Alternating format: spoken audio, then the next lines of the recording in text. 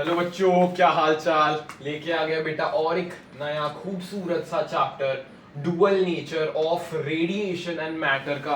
एक बहुत खूबसूरत बेटा चैप्टर में माइंड मैप के फॉर्म में आपके लिए लेके आ गया हूं। यहाँ पे बेसिक बात है कि थोड़े सारे पॉइंट्स मैंने कवर नहीं किए, लेकिन majority portion I have tried to cover in the small area. So बेटा बिना टाइम पास के, जैसे तुम्हारा पेपर आ रहा है, जल्दी से जल्दी रिवाइज करके निकल। न्यूटन बेटा, न्यूटन सर ने क्या बोला? पार्टिकल नेचर होता है लाइट का। कैसा नेचर है बेटा? पार्टिकल नेचर है लाइट का। यानी उन्होंने एक्सप्लेन किया, कॉर्पस्कुलर थ्योरी दी, रिफ्लेक्शन रिफ्रैक्शन होता है, light is a particle nature. तभी के समय में न्यूटन भगवान थे, उनका सब लोग मानते थे। आगे फिर उसके बाद आए सर हाइजन, जो बोलते हैं वेव ऑप्टिक्स में पढ़ा है कि उन्होंने wave theory of light they the. Light एक मैकेनिकल वेव है बोले, उन्हें उसे मीडियम चलेगा, ट्रैवल करने के लिए उसे मीडियम की जरूरत पड़ती है, वैसे उन्होंने बोल दिया। कौन सा मीडियम? वो बोले मेरा एक मीडियम है इथर मीडियम, उसमें लाइट ट्रैवल करती है। उसका प्रूफ वगैरह कुछ नहीं दिया। ये वेव ऑप्टिक्स में अपन पढ़ गए। पहला रे ऑप्टिक्स, दूसरा wave optics. Third point, Maxwell sir आए। मैक्सवेल का सब में नाम फेमस है, केमिस्ट्री में भी मैक्सवेल घुस जाता है, फिजिक्स में भी मैक्सवेल आ गए। वो बोले sir light is an EM wave. EM wave पीछे लेक्चर डाला है, ईएम वेव का एकदम मस्त लेक्चर है, उसमें ईएम वेव का पूरा फील आ जाएगा। ईएम वेव क्या है बेटा? इलेक्ट्रोमैग्नेटिक वेव, यानी यहाँ पे इलेक्ट्रिक फील्ड का कंपोनेंट, मैग्नेटिक फील्ड का कंपोनेंट और वेव का डायरेक्शन ऐसा होता है। वहां पे बहुत मस्त एक्सप्लेनेशन किया है उन्होंने। बोले नॉन मैकेनिकल वेव है। वो कैसे बोले? नॉन मैकेनिकल ट्रांसवर्स वेव है। वो बोले मीडियम की जरूरत नहीं है। वो बोले मीडियम की जरूरत नहीं है। ये हो गया सर ईएम वेव।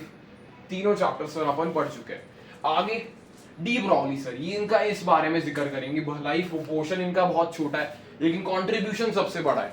ये बोलते हैं सर लाइट का डुअल नेचर है, मतलब लाइट का पार्टिकल नेचर भी हो सकता है, लाइट का वेव नेचर भी हो सकता है, लेकिन एक वक्त एक ही नेचर देखने को मिलेगा। मतलब जब भी मैं बात करता हूं कि एक फोटोन इलेक्ट्रॉन का इंटरेक्शन हो रहा है, जैसे फोटो इलेक्ट्रिक इफेक्ट में फोटोन और इलेक्ट्रॉन का इंटरेक्शन हो रहा है, तो उसमें कौन सा प्रिंसिपल आएगा बेटा? पार्टिकल प्रिंसिपल आएगा। Yes sir. लेकिन अगर स्लिट के टर्म्स में अपन बात कर रहे हैं, तो स्लिट के टर्म्स में कौन सा प्रिंसिपल आएगा? वहां पे प्रिंसिपल सर वेव ऑप्टिक्स का आएगा, यानी वेव नेचर का आएगा। मतलब दोनों चीजें हैं, लेकिन एक वक्त एक ही चीज एप्लीकेबल की जा सकती है। वैसे उन्होंने बोला कि नेचर को सिमेट्री पसंद है। अगर मैं बॉल को ही उतने स्पीड से फेंकता हूं, बॉल को ही उतने स्पीड से फेंकता हूं, तो उसमें वेव पार्टिकल आ सकता है, क्योंकि वो उतनी स्पीड से जा सकता है। लेकिन मैक्रोस्कोपिक लेवल पे वेव नेचर देखना मुश्किल है, इसलिए पार्टिकल नेचर एग्जिस्ट करता है। लेकिन इलेक्ट्रॉन में वेव नेचर आ सकता है। ये डेविसन और जर्मर के एक्सपेरिमेंट से अपने को बेटा पता चला। फोटोन क्या है सर? फोटोन एक पैकेट ऑफ एनर्जी है, E is equals to H nu. ये बेटा प्लैंक सर की देन है, इन्होंने बोला E is equals to H nu. H क्या है सर? प्लैंक का कांस्टेंट है, 6.626 इंटू 10 की पावर -34 जूल सेकेंड, इसकी यूनिट याद रखना बेटा।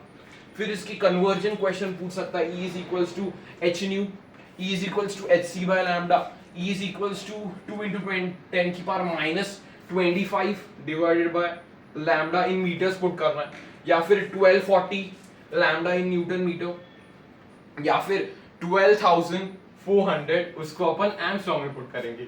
इन दो केसेस में बेटा वैल्यू आपकी ईवी में आएगी, ईवी में फ्लक्चुएट करेगी। सिंपल है बेटा, फोकस करने का अच्छे से, हंसी मजाक सब बंद। E इज इक्वल्स टू बेटा ईवी में अपनी वैल्यू आने वाली है। ईवी के टर्म्स में सर ईवी क्या होता है? 1 EV is equals to 1.6 into 10 की पावर -19 जूल्स का आने वाला है। Yes sir.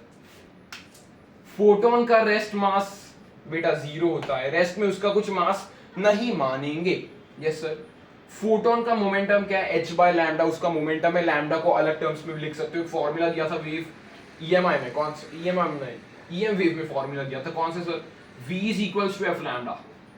उससे इसको रिलेट बेटा कर सकते हैं। V यहाँ पे वेलोसिटी नहीं, जाने दो, आप कंफ्यूज हो जाओगे। V को मैंने फ्रीक्वेंसी के टर्म्स में लिखा है इस लेक्चर में, वो वाला फॉर्मूला, कंफ्यूज हो जाओगे।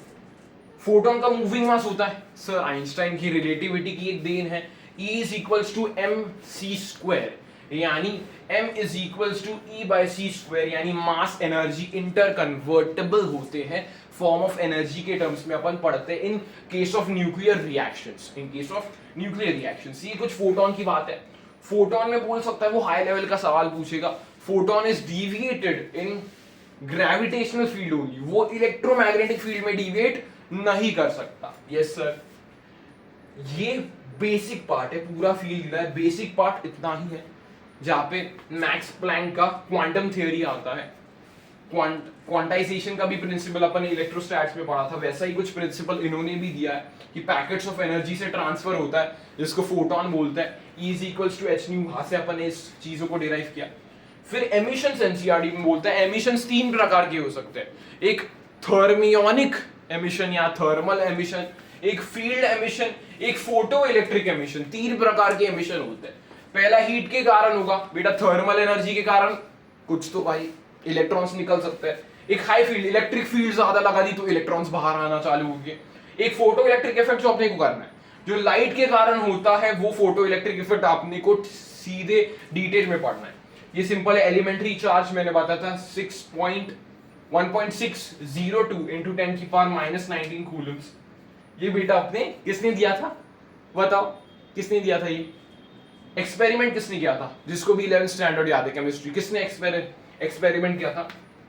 सर ये मिलिकल्स ऑयल ड्रॉप एक्सपेरिमेंट में अपने को इसकी वैल्यू सर पता चल गई थी, इसकी वैल्यू पता चली एलिमेंट्री चार्ज की। यस सर, आज मजा आ रहा है सर बड़ा। यस, फोटो इलेक्ट्रिक इफेक्ट क्या है? फोटो इलेक्ट्रिक इफेक्ट क्या है बेटा? When light of suitable frequency falls the electrons are ejected from the surface। मतलब कौन सी भी एक suitable frequency की जब लाइट गिरेगी तभी इलेक्ट्रॉन्स का एमिशन होगा, इसको ही बेटा अपन फोटो इलेक्ट्रिक इफेक्ट कहने वाले हैं। यहाँ पे कॉम्प्लिकेटेड एक्सपेरिमेंट है, एनसीईआरटी से पढ़ सकते हो। क्वार्ट्ज विंडो के थ्रू उन्होंने एक लाइट डाली, यहाँ पे प्लेट थी, वहां से इलेक्ट्रॉन्स जाएंगे दूसरे प्लेट पे चले जाएंगे, इसको बोलते हैं बेटा फोटो इलेक्ट्रिक इफेक्ट। की जब लाइट एक सूटेबल फ्रीक्वेंसी की आएगी भाई तभी इलेक्ट्रॉन्स का एमिशन होगा, उस एमिशन को ही फोटो इलेक्ट्रिक इफेक्ट बोला जाता है। सर यहाँ पे फाई का टर्म क्या है? Phi is the work function, मतलब जो मिनिमम एनर्जी रिक्वायर्ड है जिससे फोटो इलेक्ट्रिक इफेक्ट होगा वो फाई है। डायरेक्ट डेफिनेशन बोर्ड पूछेगा ही पूछेगा, डायरेक्ट डेफिनेशन बोर्ड पूछेगा। Discovery of photo electric effect sir किसने की थी? हेनरिच हर्ट्ज ने ये डिस्कवरी अपने पास लेके आए थे। हेनरिच हर्ट्ज ने ये डिस्कवरी की। फॉर्मूला और रिसर्च फोटो इलेक्ट्रिक इफेक्ट पे ज्यादा मात्रा पे किसने की? सर आइंस्टीन ने की, इसलिए उन्हें नोबेल प्राइज मिला। कुछ कुछ बच्चों का बहुत बड़ा मिसकॉन्सेप्शन है कि सर आइंस्टाइन को नोबेल प्राइज रिलेटिविटी की थ्योरी के लिए मिला। नो, आइंस्टाइन को Nobel prize photoelectric effect के थ्योरी को प्रूव करने में मिला।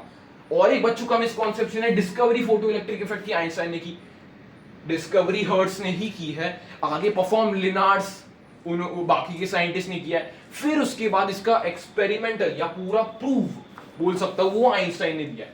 इस आइंस्टाइन के चीजों को ऑपोज करने एक साइंटिस्ट आते हैं जो उन्हें एक्सपेरिमेंटल साइंटिस्ट बोला जाता है। एक्सपेरिमेंट्स उनके बहुत अच्छे हैं, दैट इज मिल्किन।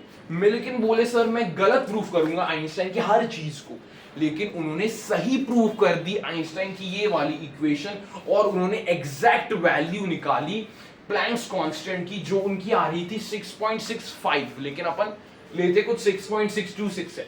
उनकी वैल्यू उस टर्म्स में आ रही थी लेकिन पावर उनका 10⁻⁻34 ही था।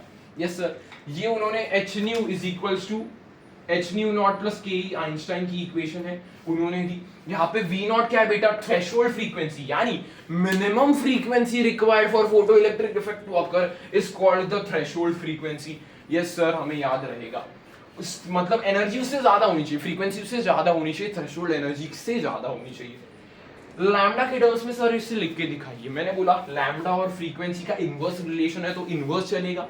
यस सर, तो थ्रेशोल्ड वेवलेंथ क्या होता है बेटा? मैक्सिमम वेवलेंथ, ये बेटा अच्छे से पकड़ना, maximum wavelength required for photoelectric effect to occur. मतलब जो मैक्सिमम वेवलेंथ हो सकती है जिसमें फोटो इलेक्ट्रिक इफेक्ट हो सकता है उसके पीछे के सारे पे फोटो इलेक्ट्रिक इफेक्ट चलेगा। लेकिन फ्रीक्वेंसी बेटा इसका उल्टा है। फ्रीक्वेंसी क्या बोलता है अपने को? मिनिमम एनर्जी, मतलब इसके बाद फोटो इलेक्ट्रिक इफेक्ट होगा। मैक्सिमम वेवलेंथ मतलब उसके पीछे, ऐसा उल्टा कॉन्सेप्ट है, बस इतना समझना, ज्यादा डिटेल में दिमाग लगाने की जरूरत नहीं। काइनेटिक एनर्जी मैक्स का सर क्या कॉन्सेप्ट है, मतलब जो इलेक्ट्रॉन्स की मैक्सिमम काइनेटिक एनर्जी हो सकती है। मैं ऐसा नहीं बोलूंगा कि सब इलेक्ट्रॉन्स मैक्सिमम वेलोसिटी से जाएंगे, उनका बीच में कोलिजन होके खत्म भी हो सकते हैं, लेकिन कौन सी एनर्जी मैक्सिमम, वो काइनेटिक एनर्जी होती है।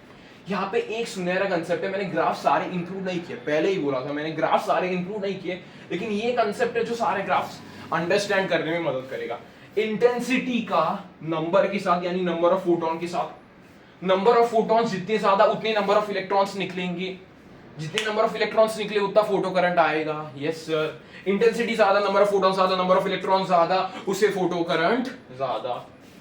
फिर उसके बाद एनर्जी एक क्वांटिटी है जो फ्रीक्वेंसी पे डिपेंड करती है, E equals to H nu, energy से फ्रीक्वेंसी से काइनेटिक एनर्जी से स्टॉपिंग पोटेंशियल क्या है सर, यहाँ पे stopping potential is ke by e क्या है सर, E is 1.602 into 10 की पावर माइनस 19 कूलम्स। यस, मतलब क्या बेटा, इंटेंसिटी नंबर, एनर्जी इंटेंसिटी का बोला मैंने, नंबर ऑफ फोटॉन्स निकलेंगे तो नंबर ऑफ फोटॉन्स जाएंगे, मतलब नंबर ऑफ इलेक्ट्रॉन्स निकलेंगे, नंबर ऑफ इलेक्ट्रॉन्स जितने निकले उतने नंबर ऑफ फोटो करंट बढ़ जाएगा। फोटो करंट इसके कारण बढ़ा, मतलब मैंने सिंपल बोला इंटेंसिटी ऑफ फोटो करंट का graph, straight line, not passing, हाँ वो स्ट्रेट लाइन है सर। नंबर ऑफ फोटॉन्स और इंटेंसिटी का, नंबर ऑफ फोटॉन्स और नंबर ऑफ इलेक्ट्रॉन्स का। अगर एनर्जी और फोटो करंट का बोला, एनर्जी और फोटो करंट का बोला, नॉट डिपेंड। अगर फ्रीक्वेंसी और इंटेंसिटी का बोला, डिपेंड ही नहीं करते। अगर मैंने बोला काइनेटिक एनर्जी और स्टॉपिंग पोटेंशियल के बीच में, ऐसे बना सकता हूं।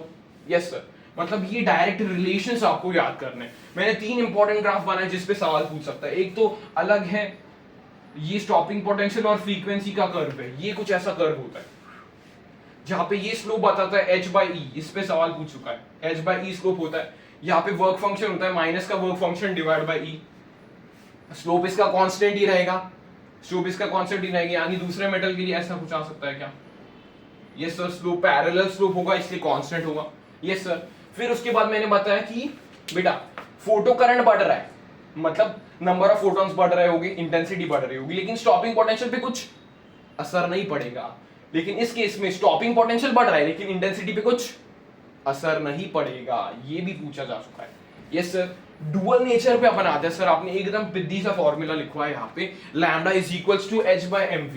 mv बेटा क्या है यहाँ पे, mv इज इक्वल्स टू बेटा आपका मोमेंटम होता है। मोमेंटम को अलग टर्म्स में लिख ले, √2mke, याद कर, √2mke, √2m q delta v, √2m q delta v नीचे लिख सकता है पोटेंशियल के टर्म्स में, √3 kbt, √3 kbt। सर kb की कांस्टेंट क्या है, 1.38 into 10 की power minus 23, that is the Boltzmann constant, value दी जाएगी, उसके टर्म्स में भी लिख सकता है।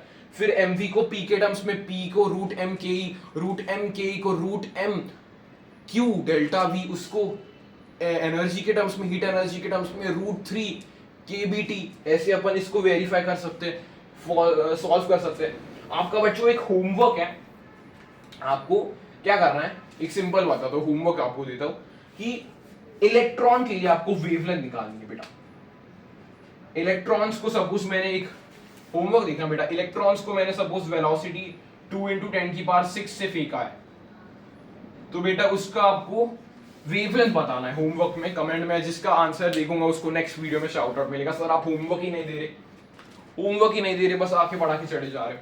यहाँ पे मैंने बोला लैम्डा आपको इलेक्ट्रॉन का निकालना है if the velocity is 2 into 10 की पावर 6 meters per second। तो ये होता है बेटा अपना सिंपल स्वीट एंड प्यारा सा लेक्चर, जिसमें मैंने कवर किया डुअल नेचर के सारे important concepts. At the end आपका परिश्रम है, आपको ये माइंड में अभी पढ़ना है, एनसीईआरटी भी पढ़नी है। NCERT is necessarily important for boards as well as जो भी सारे सीयूईटी, सीयूटी, सीईटी सब जो फलाना एग्जाम में, उसके लिए भी एनसीईआरटी बेटा इंपॉर्टेंट होता है। समझ में आया बेटा? तो मिलते हैं बेटा आपको अगले लेक्चर में। नेक्स्ट लेक्चर में अपन डुअल नहीं तो उसके आगे के चैप्टर्स को कवर करेंगे जो अपन ने नहीं किया। तो मिलते हैं बेटा अगले सेशन में, तब तक के लिए keep learning, keep watching and okay bye.